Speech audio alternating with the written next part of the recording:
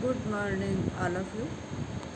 आज अपना पेपर है assessment for learning. Assessment for learning यानी कि अधिगम के लिए आकलन। आकलन शब्द सामान्यतः हम कई जगह पर प्रयोग में लाते हैं और आकलन का अपना शिक्षण में एक बहुत महत्वपूर्ण स्थान है। जब हम कक्षा में जाते हैं शिक्षण कार्य करने के लिए, तो प्रत्येक शिक्षक यह चाहता है कि उसका शिक्षण प्रभावी हो, और प्रभावी शिक्षण के लिए आवश्यक है कि उसको विषय वस्तु समझ में आए। लेकिन कई बार ऐसा होता है कि हम उनका मूल्यांकन नहीं कर पाते हैं, हम उनकी जांच नहीं कर पाते हैं कि वो सीख पा रहा है या नहीं सीख पा रहा है। ऐसी स्थिति में हमें आकलन के बारे में पता होना चाहिए कि आकलन क्या है, अधिगम के लिए आकलन कैसे किया जाता है और क्यों इसकी आवश्यकता होती है। आज हम इसका अध्ययन करेंगे। सर्वप्रथम है आकलन। आकलन अंग्रेजी भाषा शब्द असेसमेंट का हिंदी पर्याय है। आकलन का शाब्दिक अर्थ है जांच करना। अंग्रेजी भाषा का शब्द असेसमेंट एसेस से बना हुआ है, जिसका अर्थ है मूल्यांकन करना या निर्धारण करना। आकलन वह सूचना है जो शिक्षा देने के लिए निर्धारित किया जाता है।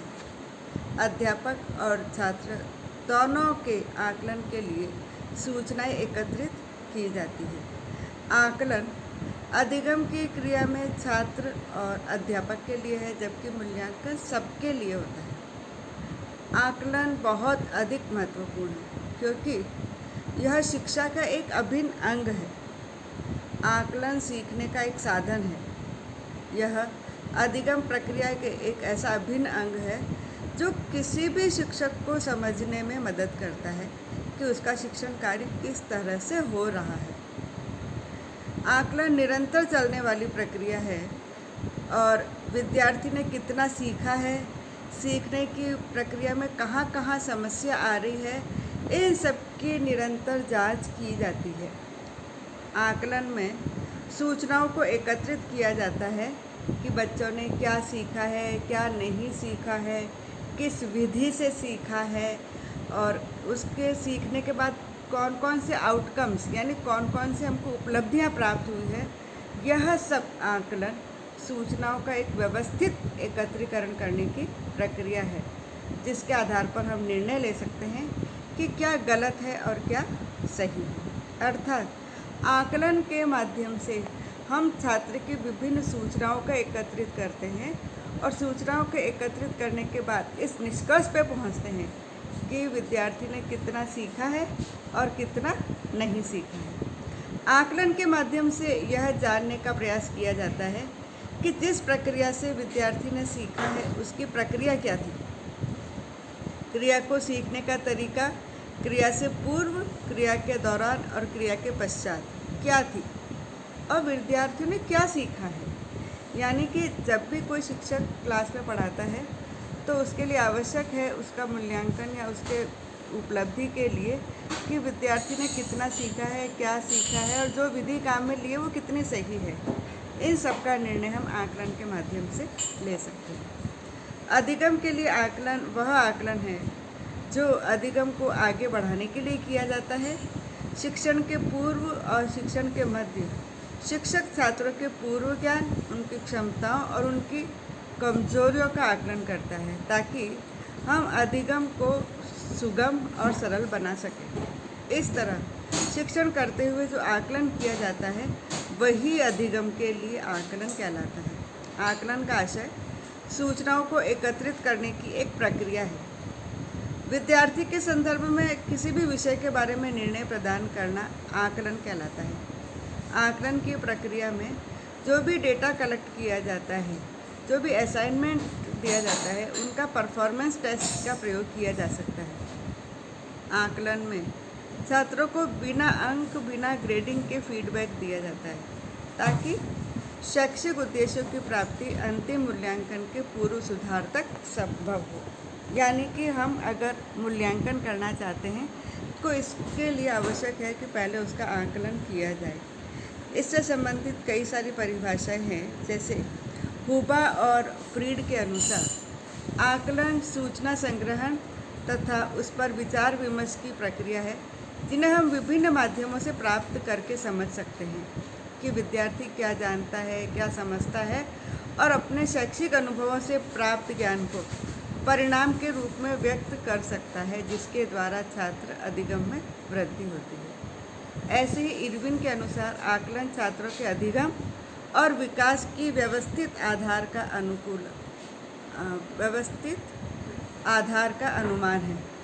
यह किसी भी वस्तु को परिभाषित कर चयन, रचना, संग्रहण, विश्लेषण, व्याख्या, सूचनाओं का उपयुक्त प्रयोग कर छात्र विकास और अधिगम को बढ़ाने की एक प्रक्रिया है। कहने का तात्पर्य है कि हम ये कह सकते हैं कि आकलन मुख्य रूप से एक ऐसी प्रक्रिया है जिसके अंतर्गत विद्यार्थियों के अधिगम और विकास के संबंध में जितनी भी सूचनाएं हैं, जितने भी आंकड़े हैं, उनको व्यवस्थित रूप से संग्रहित किया जाता है। जैसे यदि कोई बच्चा कमज़ोर है तो उस कमज़ोरी का क्या कारण है, उससे संबंधित जितनी भी सूचनाएं हैं, जितने भी डेटा है, हम उनको एकत्रित करते हैं और उन एकत्र करने के माध्यम से हम उसका निदान करने का प्रयास करते हैं। अब है आकलन की आवश्यकता क्यों पड़ी। आकलन की आवश्यकता विद्यालय में अध्यापन के पश्चात छात्रों की अधिगम क्षमता, रुचि, व्यक्तित्व, योग्यता आदि के बारे में जानकारी करने के लिए तथा उसके अनुरूप पाठ्यक्रम निर्माण करने के लिए आकलन की आवश्यकता पड़ती है। इसी के साथ आकलन की आवश्यकता हम निम्न बिंदुओं के आधार पर समझ सकते हैं। जैसे फर्स्ट है विद्यार्थियों के संदर्भ में छात्र क्या जानते हैं, मतलब उसका प्रीवियस नॉलेज क्या है, छात्रों की रुचियाँ कौन कौन सी है, छात्रों की विशिष्ट आवश्यकताएं क्या क्या हैं, उनकी योग्यताओं के अनुरूप पाठ्यक्रम का चयन करने में भी हम सहायता प्रदान कर सकते हैं और कक्षा में छात्रों का उचित स्थान वर्गीकरण करने में भी हम आकलन है। जैसे जो बच्चा बहुत वीक है तो हम उसको आगे बिठा सकते हैं और जो बच्चा बहुत शैतान है उसको भी हम आगे बिठा करके उसके शिक्षण या उसके ज्ञान में हम सुधार कर सकते हैं। अब है अध्यापक के लिए क्या आवश्यक है। अध्यापक के लिए आवश्यक है कि अधिगम क्षमता को हम उसकी बढ़ा सकते हैं। हम उनके पाठ्यक्रम के निर्माण में विभिन्न प्रकार से आकलन की प्रक्रिया को सुधार करके कर सकते हैं। जैसे छात्रों के कौशल, योग्यता, अधिगम क्षमता को हम बढ़ा सकते हैं। शिक्षण विधि का चयन करने में हम उनकी सहायता कर सकते हैं। नई कक्षाओं के व्याख्यान के लिए हम तैयार कर सकते हैं। विद्यार्थियों के वैयक्तिक आवश्यकताओं को जानने के लिए भी हम उनकी सहायता कर सकते हैं और शिक्षण सामग्री को विकसित करने में भी हम उनकी सहायता प्रदान कर सकते हैं।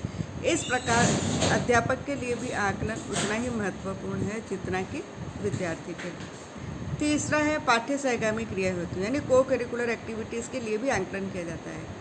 जैसे छात्रों की रुचि के अनुरूप पाठ्य सहगामी क्रियाओं का वर्गीकरण करना, कौन सी क्लास है, उनका IQ लेवल क्या है, किस लेवल का है, उसके आधार पर ही हम को करिकुलर एक्टिविटीज़ को ऑर्गेनाइज कर सकते हैं। कौन सा छात्र किस कार्यक्रम में अधिक उपयुक्त है, इसकी जानकारी प्राप्त करके भी हम उसकी एक व्यूह रचना तैयार कर सकते हैं।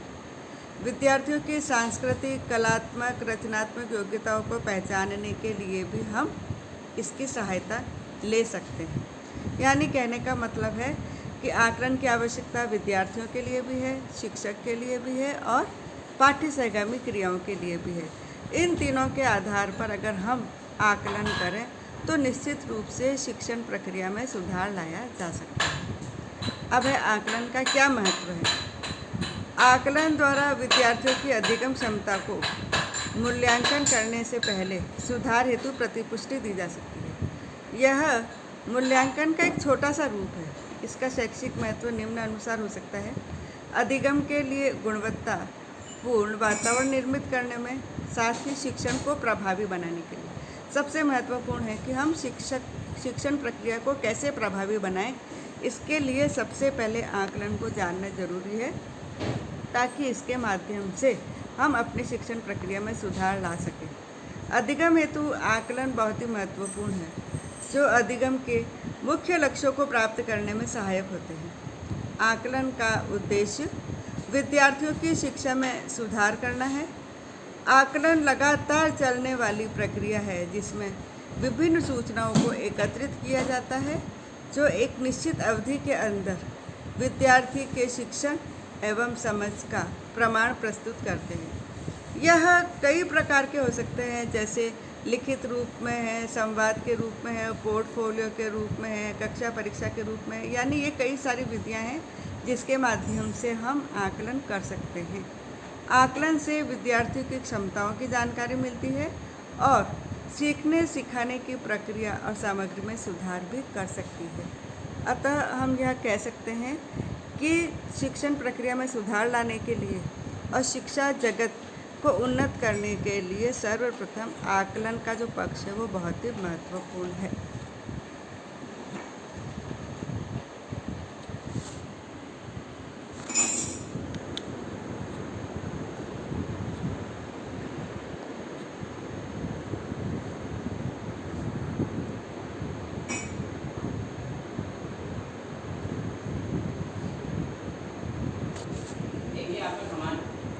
हैं, हाँ देख लिया, ये कुर्ता है। ये तो सब अभी मैं यही रखूँगी क्योंकि घर तो मेरा बहुत ही बुरा हो रहा है। ये देख ली? नहीं, ये नहीं देखा। मैंने कहा वापस पैक नहीं हो पाएगा मेरे से। अभी तो मैं इसको लेके नहीं जाऊँगी ना। है इस साइज़ की बहुत है मेरे, तो क्या वो बना हुआ है ना, उसमें लगा दूँगी। अब क्या कागज़ हटा दूँगी, वो सारे जितने भी मैंने वो कर रखी है।